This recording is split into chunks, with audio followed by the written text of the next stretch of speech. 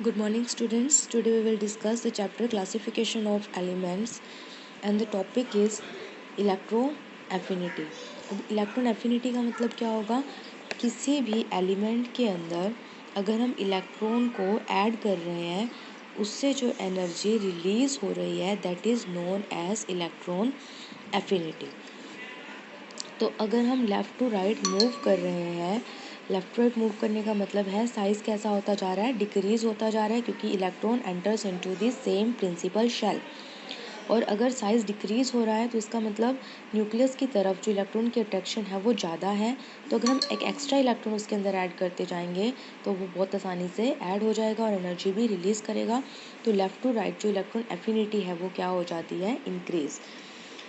अगर हम fluorine down the group आते हैं तो इलेक्ट्रॉन एफिनिटी डिक्रीज़ करती है, क्योंकि साइज़ बड़ा हो जाता है, वो अपने इलेक्ट्रॉन को अट्रैक्ट नहीं करता, तो इनकमिंग इलेक्ट्रॉन उसके अंदर एंटर नहीं हो सकता। सबसे ज़्यादा जो इलेक्ट्रॉन एफिनिटी है पूरे पीरियोडिक टेबल के अंदर वो होती है क्लोरीन की। अब होनी चाहिए फ्लोरीन की, बट होती है क्लोरीन की। इसका रीज़न ये होता है फ्लोरीन का साइज़ बहुत स्मॉल होता है, इसके पास ऑलरेडी 9 इलेक्ट्रॉन होते हैं। अगर एक एक्स्ट्रा इलेक्ट्रॉन ऐड कर देते हैं तो आपस में रिपल्शन कोज करते हैं और रिपल्शन की वजह से स्टेबिलिटी ख़त्म हो जाती है। सो जो क्लोरीन है वो सबसे ज़्यादा इलेक्ट्रॉन एफिनिटी वाला एलिमेंट होगा। और जो पीरियोडिक टेबल के अंदर नोबल गैसेज हैं इनकी जो इलेक्ट्रॉनिक कॉन्फ़िगरेशन है दैट इज़ फुली फिल्ड। अगर वो फुली फिल्ड होते हैं तो उनके अंदर इलेक्ट्रॉन को ऐड करने के लिए हमें एनर्जी देनी पड़ती है। तो यहाँ पर जो एनर्जी की वैल्यू है वो कैसी आती है, पॉजिटिव।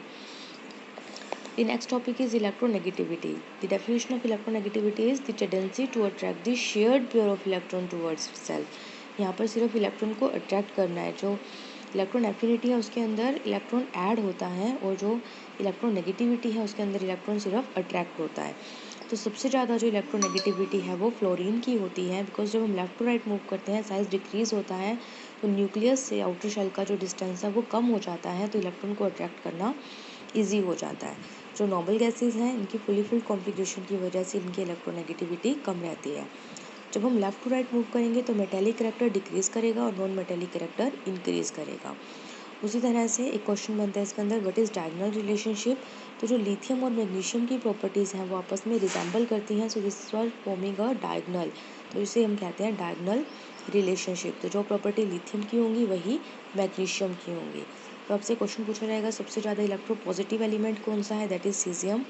सबसे ज़्यादा इलेक्ट्रो नेगेटिव एलिमेंट कौन सा है, फ्लोरीन। सबसे ज़्यादा इलेक्ट्रॉन एफिनिटी किसकी होगी, क्लोरीन। ठीक है। लेफ़्ट टू राइट मूव करेंगे तो साइज़ डिक्रीज़ करेगा, टॉप टू बॉटम मूव करेंगे तो इंक्रीज़ करेगा। लेफ़्ट टू राइट जो आयनाइजेशन एनर्जी है वो इंक्रीज़ करेगी, टॉप टू बॉटम डिक्रीज़ करेगी। लेफ़्ट टू जो राइट मूव कर रहे हैं तो इलेक्ट्रॉन एफिनिटी इंक्रीज़ करेगी, टॉप टू बॉटम डिक्रीज़ करेगी। Left to right electronegativity increase करेगी, टॉप टू बॉटम डिक्रीज़ करेगी। Left to right metallic character decrease करेगा और नॉन मेटेलिक करैक्टर इंक्रीज़ करेगा। तो स्टूडेंट्स आपको ये पीरियोडिक प्रॉपर्टीज़ लर्न करनी है और ये जो एलिमेंट्स है 30 तक आपको विद एटॉमिक नंबर इनकी इलेक्ट्रॉनिक कॉन्फ़िगरेशन भी लर्न होनी चाहिए। So students, thank you.